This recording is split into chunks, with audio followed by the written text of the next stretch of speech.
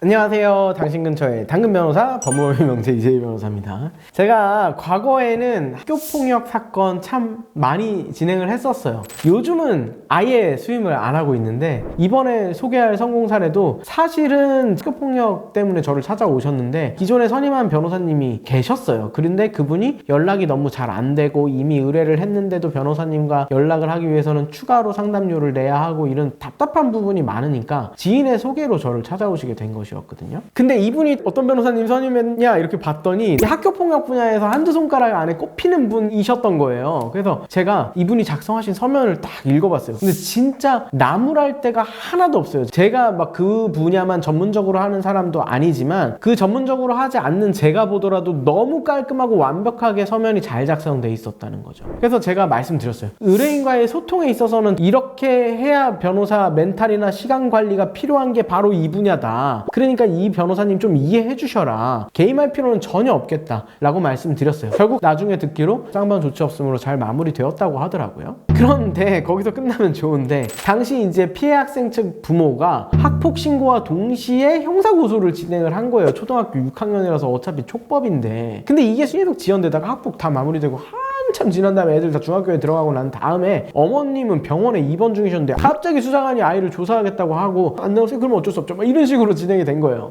그냥 소년부의 송치가 돼버린 거죠. 아니 뭐 사실 경찰 입장도 이해는 돼요. 수사기관에서는 이렇게 다음 단계로 보내버리면 본인이 욕먹을 일이 없잖아요. 어차피 가해자는 판사님이나 검사님한테 가가지고 자신의 무죄를 증명하는데 열심히 집중할 것이고 나한테 다시 뭐라고 하지를 않을 테니까. 이런 걸 소위 던지기식 송치, 던지기식 기소, 던지기식 판결이라고 해가지고 경우에 따라서 1심 판결에서도 종종 발생하는 일이에요. 소년부는 억울하면 항고해, 일반 형사재판이면 판결에 대해서 불복하는 거 항소해, 이런 식인 거예요. 물론 자주 있는 일은 아닙니다. 법원에서는 많이 발생하지는 않아요. 근데 경찰은 더하죠. 지금 사건 같은 경우에는 피해자가 굉장히 어리잖아요. 그러니까 진술보조인이라는 사람이 들어오고 수사관이 있고 나중에 그 진술을 분석하는 분석관까지도 들어갑니다. 이분들은 100% 피해자가 거짓말한다고 하지 않거든요. 촉법은 검찰을 안 거치다 보니까 이런 경우가 더 많이 발생합니다. 일단 소년부 송치되고 어머님이 저한테 다시 찾아오셨어요. 기존에 학폭하셨던 변호사님한테 연락을 드렸더니 이 사건 맡기려면 또 돈을 엄청 많이 내라고 하셨대요. 일단 제가 좀 진행해드리기로는 했는데 사실 초등학교 6학년 여학생이 같은 반 여학생의 엉덩이와 허벅지 등을 일상생활에서 지나치다가 스치듯이 만졌다. 이게 피해자의 표현. 스치듯이 만졌는데 그게 횟수가 여러 차례라는 거예요. 이게 이제 주된 비행사실로 올라왔는데 제가 내용을 읽어보니까 상황상 말이 안 되는 내용이 엄청나게 많았어요. 예를 들어보면 손의 각도, 손을 의자 사이로 집어넣어가지고 자기의 허벅지를 구조상 되게 불가능했거든요. 또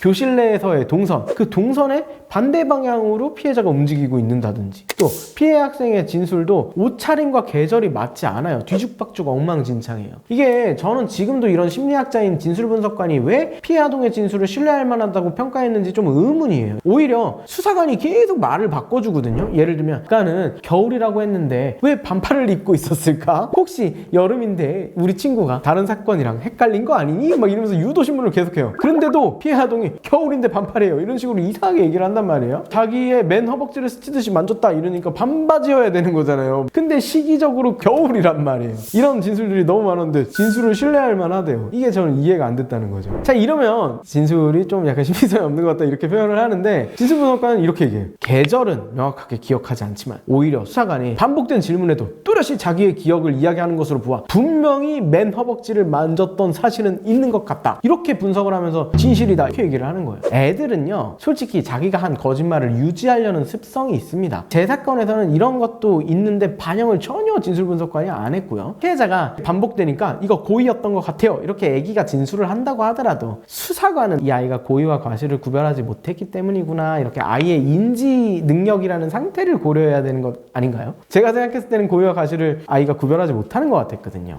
아무튼 이렇게 증거럽시고 올라온 내용들을 보니까 이게 가관인데 사실 이 증거를 제가 보기까지도 엄청 험난했습니다. 증거 기록을 열람 등사를 하겠다 이렇게 신청을 했는데 저희를 아마 피해자 쪽 변호사라고 생각을 하셨나봐요. 저희 아이의 부모님이 했던 진술, 현장의 그림 이런 것들은 우리 사건이니까 우리한테는 공개를 안 해줄 이유가 없는 거거든요. 근데 오히려 피해자 아버지가 작성한 진술서를 공개를 해주시더라고요. 너무 이상해가지고 제가 재신청했어요. 그랬더니 보조인만 내용을 열람만 해라 이렇게 해주시더라고요. 저희 가정법원 가가지고 주요 내용 계속 메모하면서 하루 종일 열람을 했고, 결국 그렇게 미리 피해 아동의 진술이랑 목격자 진술 등을 종합해서 이 사건 현장 그림도 제가 그리고 피해자의 진술에서 모순되는 점을 다 밝혀내고, 또 만약 일부 진술이 사실이더라도 성적으로 의도를 갖고 있거나 고의가 없는 일상생활 속에서 발생할 수 있는 단순한 신체 접촉이다 라는 점을 제가 주장을 했어요. 이 소년부 사건의 보조인으로 들어가시게 되는 변호사님들, 요 점 잘 기억하셔야 돼요. 저도 이제 저희 법인의 젊은 변호사님들이나 소년부 사건을 처음 하시는 변호사님들이 저한테 한 가지만 좀 팁을 달라 이렇게 얘기하면 꼭 이 얘기를 해드렸는데, 일반 형사사건 진행하실 때 변호사들이 당일에 공판기일에 가가지고 변론유지서나 변호인 의견서 이렇게 내면서 구두 변론은 일부 하고 상세한 내용은 변론유지서 참조해 주시기 바랍니다 이렇게 하고 나오잖아요. 이거 왜 그러냐면은 어차피 선고를 그날 즉일에 하지 않기 때문에 그렇게 하는 거예요. 그런데 소년부 재판은 거의 다 즉일 선고입니다. 거의 대부분이 그날 선고해버립니다. 즉 보조인이 말할 시간 자체도 별로 없는 경우도 있고 아예 안 주시는 경우도 있고, 기일에서 제출된 의견서는 절대 안 읽어본 상태로 구두로 말하는 얘기 정도만 듣고 결정을 내리게 되는 거예요. 따라서 반드시 적어도 기일 일주일 전까지는 사전에 의견서를 제출을 해야 되는 거예요.